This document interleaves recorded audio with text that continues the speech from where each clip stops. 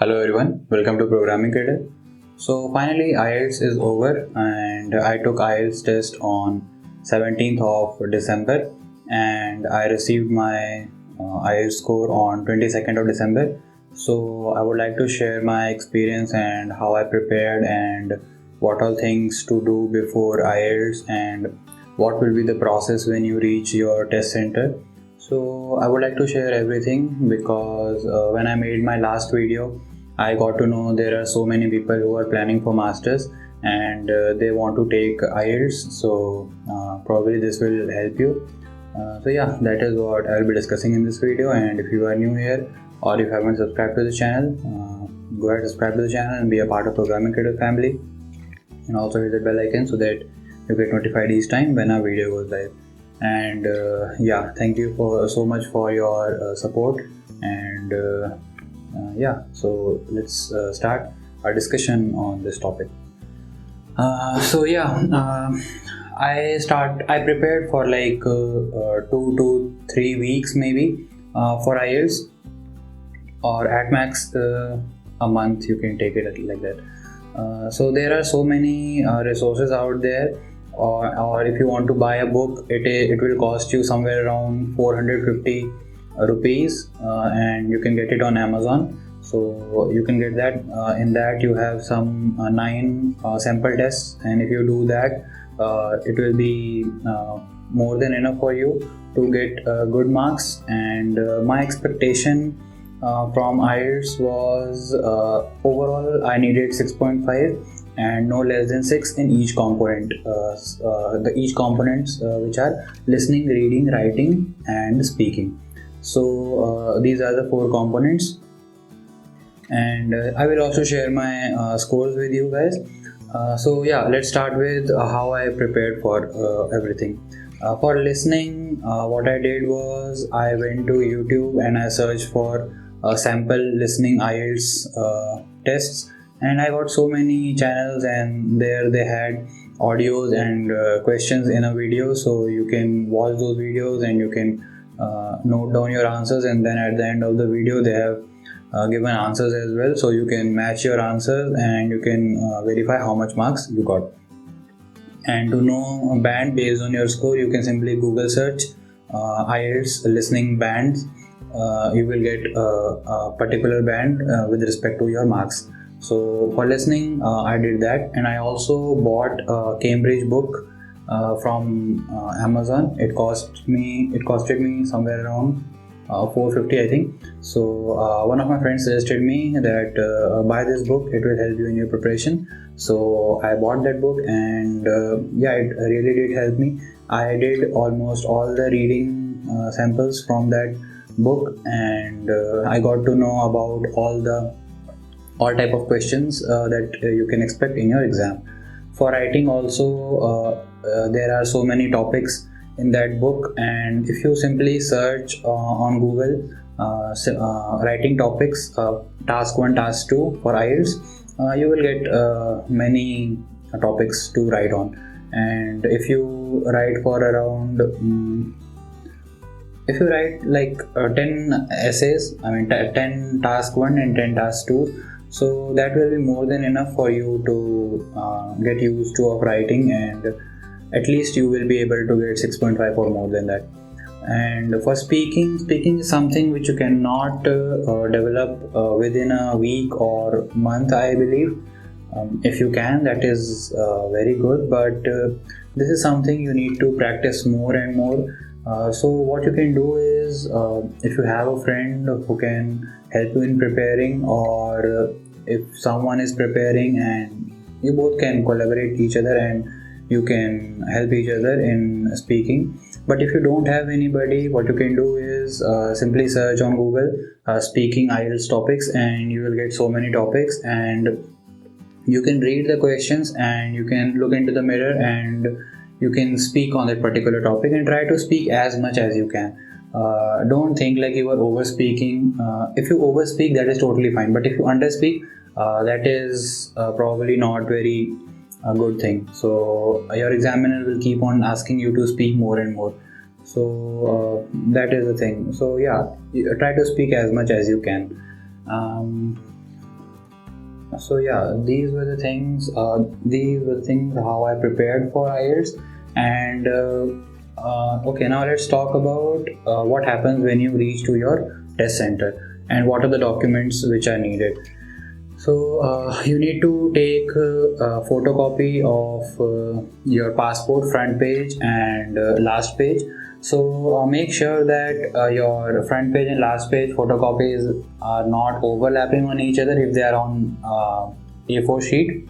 I took photocopy but they were overlapping, so I had to take it again. When I went there, they told me to go and take a Xerox, so I did that. And some people say that you need to take a printout of your confirmation mail as well. But I took that, but it was not needed. So to be on a safer side, it's better to take it. If it's not needed, you can simply keep it separate. So that is something. And what else?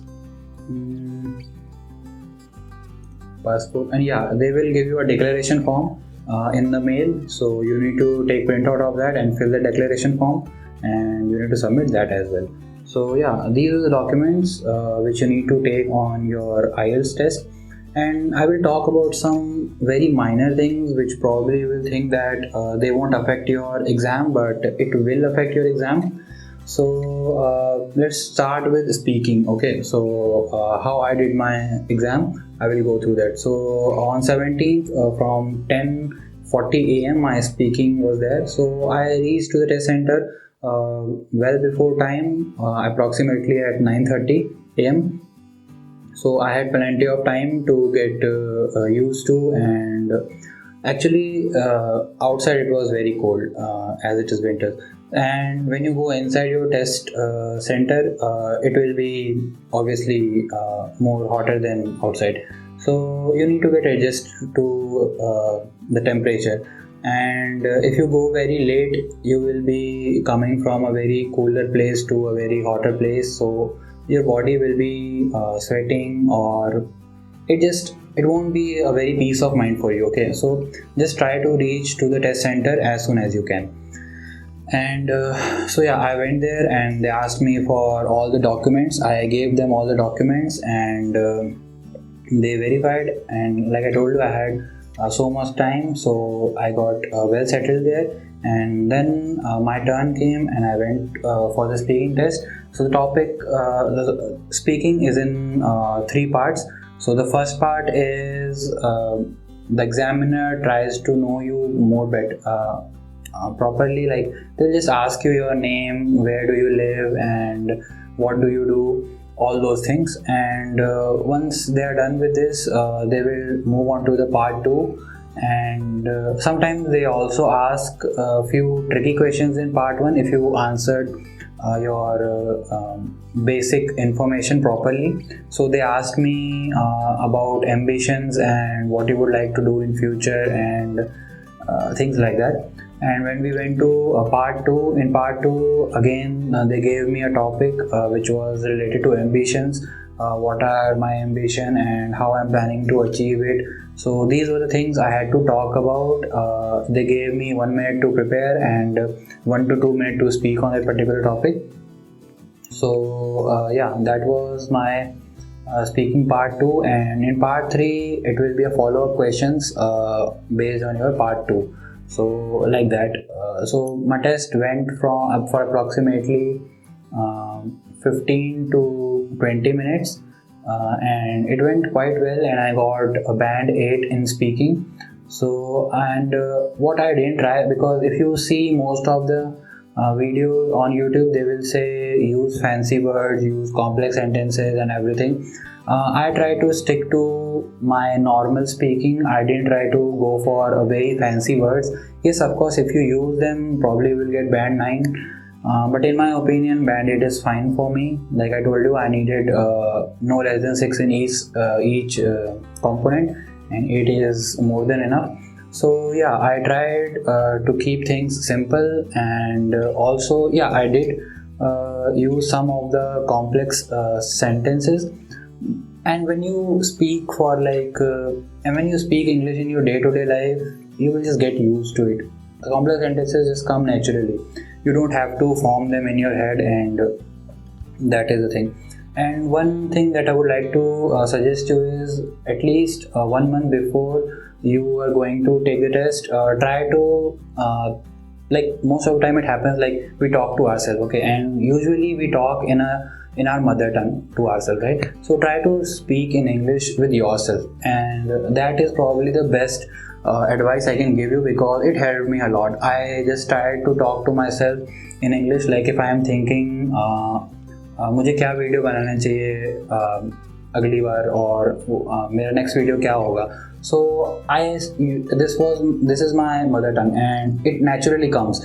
So what I used to try was I used to speak in English. So what should I make next video on, or what should be the topic for my next video. So I was just trying to speak in English with myself. So it actually helped me a lot. So this is something what you can try, and it will definitely improve your speaking ability. And yeah, like I told you, I got band 8 in speaking. Now let's move on to the listening part. So after on my LRW test began at 1 o'clock. So there was a time difference between, so they didn't allow us to sit in the test center, because they had to sanitize everything because of corona, and make sure that you wear a very comfortable mask from which you can breathe easily and you are very used to while speaking, and you need to speak a little louder while wearing that mask. So so we had to go out, and then when we came back, they didn't allow us to come inside a test center 15 to 30 minutes before test began. So what happened was, outside it was very cold, like I told you, and when we went inside, the temperature difference was approximately 10 to 15 degrees Celsius. And in my opinion, it is quite a lot, and I have a migraine problem also. So when there is a huge temperature difference, I usually get migraine. Luckily I didn't get a severe migraine, but I had that minor headache. So when I went for listening test, I for first 2 sections I just couldn't focus on that. But listening is like when the speaker speaks something, they will speak only for one time, they won't repeat it for the second time. So that is something. So I didn't do very well for first 2 sections, but then slowly I tried to focus, and the other 2 sections I did properly. In listening, you get 4 audios, and for each audio you get 10 questions. So 20 questions I did somehow, but it wasn't my best. And from 21 to 40, those questions were pretty good for me. So in listening, I got band 7, and for reading, I would say I was just unlucky, or maybe something like that, because I personally feel match the heading type of questions are toughest, at least for me. For you, some other type of questions might be difficult. So from passage 1 to 6, those questions were match the heading, and then there were fill in the blanks, I guess. And then for passage 2, again, first few questions were match the headings. So what happens in match the heading is you need to read a whole passage. You cannot just scan for a particular keyword and then answer the question. So it took a lot of time, and then I didn't get much time to work on my last passage. So that was something. So I didn't attempt the last passage properly. So I got band 7 in reading also. Now let's move on to the writing. In reading, I would like to suggest you something like before starting to attempt the questions, have a look to all the questions, so that you will be familiar with how to distribute your time to each passages. So that is something which you can do. Now let's move on to the writing. Writing is a very tricky part, because if you see all the videos, even native speakers, they find writing a bit harder. They managed to get a band 9 in listening, reading and speaking, but in writing they couldn't get perfect band 9. Maybe they got 8 or 8.5. So here you need to work a lot. And in my case, for task 1, there was just too much information. I had 2 graphs. The first one was a line graph, and the second one was pie chart. So it was a statistics of how much money is being generated from a particular sector and how much that particular sector is contributing to the employment. So that was the theme of that particular graph that was given in task 1. So there was just too much of information, so I had to select a particular some key information from that, and I had to write essay on that. So I did that, and my essay went all the way up to 200 words. The minimum limit is you need to write at least 150 words, and it went more than 200 to 220 words. So as you can see, the information was too much, and I just couldn't ignore everything, so I had to write.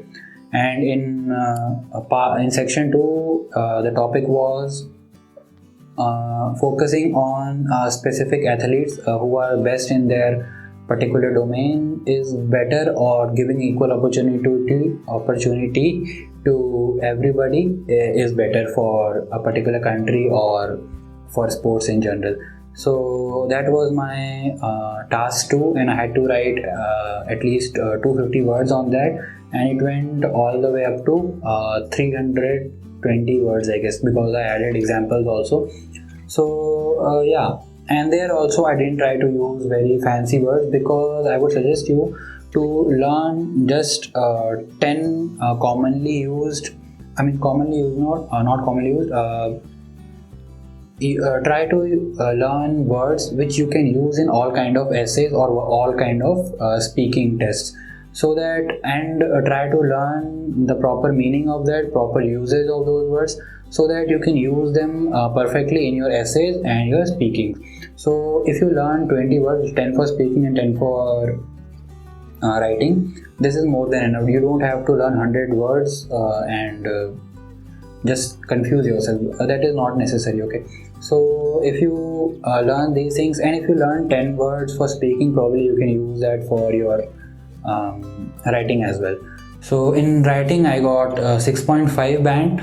I know it's not very good, but in my opinion it was fine. And you need to write complex sentences, and you need to use all kind of words like I told you. So don't try to use very fancy words, just stick to some of the words which you have learned properly and try to use them in your essays, and it will be just fine. And if you get 6.5 in writing, that is more than enough, I think. And if you are planning for higher bands like 8 or 9, something like that, then you need to work really hard on your writing skills as well. So that was my IELTS test, and here you can see my overall score. It was 7, and my section wise score bands as well. So yeah, I think this is all I want to talk about in this video. And yeah, one more thing I would like to tell you. Before going to the test center, when I was on my way to test center, I saw a very tragic accident. I didn't see the whole accident, but I saw the accident scene, and there was just too much blood. I could see the blood trail as well. So you can imagine like how much blood and the severity of the accident was. So it actually affected my mindset somewhat, but yeah, I tried to keep my calm, and I just tried to focus on test. So yeah, whatever happens, just try to focus on your test. Don't really worry much about all the other things. And I stopped preparing for like 2 days before the test. I just wanted to calm down, and I just didn't wanted to burden myself from all the other things. Like if you go and watch all different kind of videos, you will find new information every day, and you will feel like, yeah, oh, I didn't know this, and I didn't know that, and you will just feel like I probably won't be able to do good in the exam. So that is something what I can do. But of course you can prepare till the end, that is totally up to you. But I stopped preparing for 2 days before the exam. And also I would like to tell you, follow only one thing, one resource from where you want to learn, and that will help you. Because if you you try to follow 100 other resources, you will get different information from that, and probably in the exam you will just get confused and you won't be able to give your best. So that is again something. And I also joined IELTS training from Leap Scholars, because I got ad on Instagram that they are offering IELTS training for like 250 rupees. So I thought, why not join? And I got to know a lot about different kind of questions, so that was again helpful for me. And also usually what we do is we try to go and watch all the tips and tricks videos, and then we go to solve the practice test. So what you can do is first try to solve 2 or 3 practice tests, everything, listening, reading and writing, and then go and watch all the tips and tricks, because that way you will be familiar with what type of questions are coming and in what type of questions you are facing more problems, so that you can relate from the tips and tricks. And if you go and watch tips and tricks before and then you work on your questions, probably you will forget tips about a particular question. So that is what I would like to tell you. And it's nothing like it's a very tough exam. You can easily get more than 6.5 band, and probably in most of the universities, at least in UK or Ireland, 6.5 is the requirement. If you go to Canada, they probably ask 7, so even getting 7 is not a big thing. You can get it easily with 1 month of preparation. And what else? So yeah, this is it for this video. I hope you found this video informative, and if this video was informative for you, please give it a thumbs up, and also subscribe to the channel and be a part of Programming Cradle family. And also you can join Telegram group where everybody is helping each other in their queries, and you can also join Telegram group. And also you can connect with me on LinkedIn. I answer almost all the questions asked on LinkedIn and also in the comment section. So my preferences are, I first try to answer all the questions asked in comment section on YouTube, and then I go to LinkedIn and I answer questions there as well. I don't prefer answering questions on personal messages on Telegram, because I just cannot keep track of all the different platforms. So I'm just focusing on 2 platforms, and I get a lot of questions regarding data science and everything. And if you have any question related to IELTS, or if you need any help, you can surely ask me in the comment sections, or you can ask me on LinkedIn as well. If I can help, I will try my best to help you. So yeah, this is it for this video. Hope to see you in the next video. Bye. Happy learning.